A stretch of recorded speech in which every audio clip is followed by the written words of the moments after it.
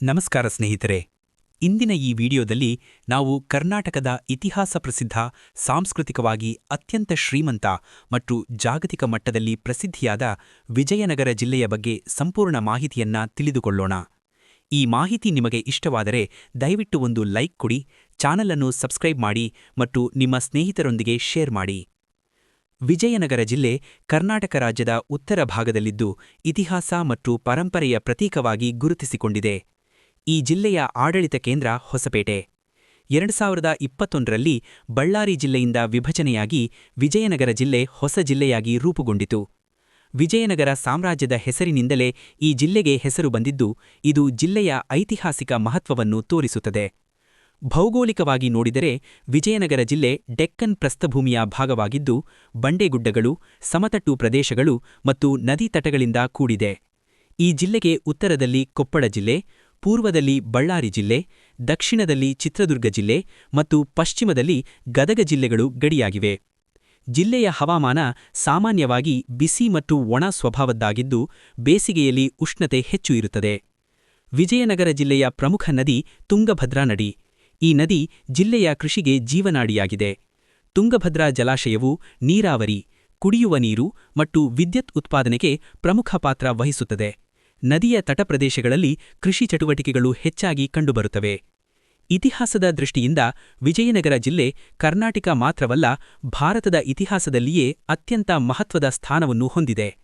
14ನೇ ಶತಮಾನದಲ್ಲಿ ಸ್ಥಾಪಿತವಾದ ವಿಜಯನಗರ ಸಾಮ್ರಾಜ್ಯದ ರಾಜಧಾನಿಯಾಗಿದ್ದ ಹಂಪಿ ಈ ಜಿಲ್ಲೆಯ ಹೆಮ್ಮೆ. ಹರಿಹರ ಮತ್ತು ಬುಕ್ಕರಾಯರು ಸ್ಥಾಪಿಸಿದ ಈ ಸಾಮ್ರಾಜ್ಯ ದಕ್ಷಿಣ ಭಾರತದ ಅತ್ಯಂತ ಶಕ್ತಿಶಾಲಿ ಸಾಮ್ರಾಜ್ಯವಾಗಿತ್ತು. ವಿಜಯನಗರ ಸಾಮ್ರಾಜ್ಯದ ಕಾಲದಲ್ಲಿ ಕಲೆ, ಸಂಸ್ಕೃತಿ, ವಾಣಿಜ್ಯ ಮತ್ತು ಆಡಳಿತ ಅತ್ಯುನ್ನತ ಮಟ್ಟ ತಲುಗಿತ್ತು. ಕೃಷ್ಣದೇವರಾಯರ ಕಾಲವನ್ನು ವಿಜಯನಗರ ಸಾಮ್ರಾಜ್ಯದ ಸುವರ್ಣಯುಗ ಎಂದು ಕರೆಯಲಾಗುತ್ತದೆ.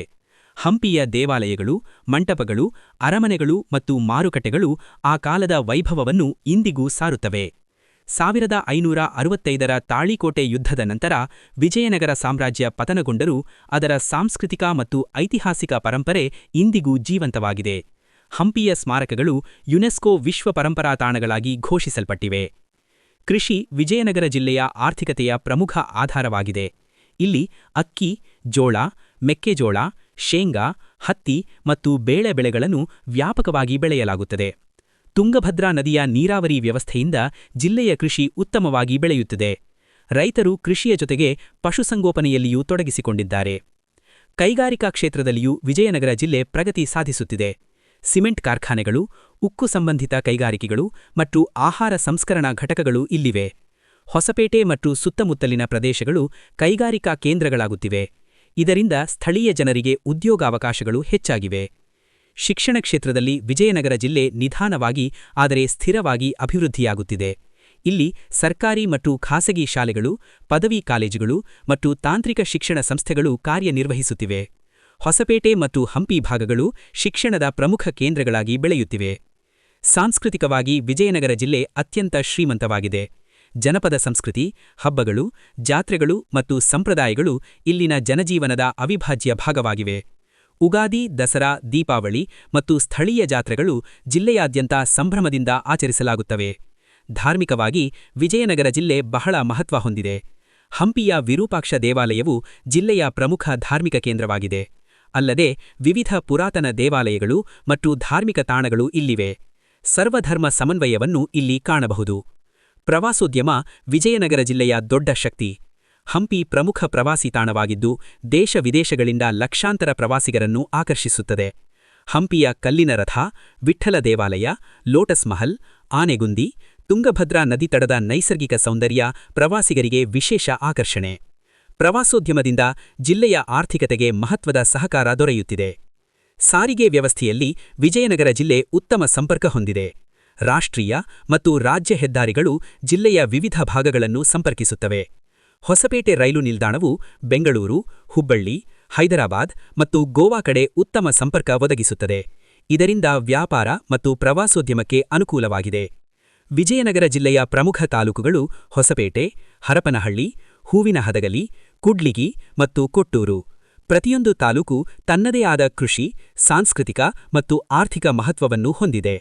ಭವಿಷ್ಯದ ದೃಷ್ಟಿಯಿಂದ ವಿಜಯನಗರ ಜಿಲ್ಲೆ ಪ್ರವಾಸೋದ್ಯಮ, ಕೃಷಿ ಆಧಾರಿತ ಕೈಗಾರಿಕೆ ಮತ್ತು ಶಿಕ್ಷಣ ಕ್ಷೇತ್ರದಲ್ಲಿ ಇನ್ನಷ್ಟು ಬೆಳವಣಿಗೆ ಸಾಧಿಸುವ ಸಾಮರ್ಥ್ಯ ಹೊಂದಿದೆ.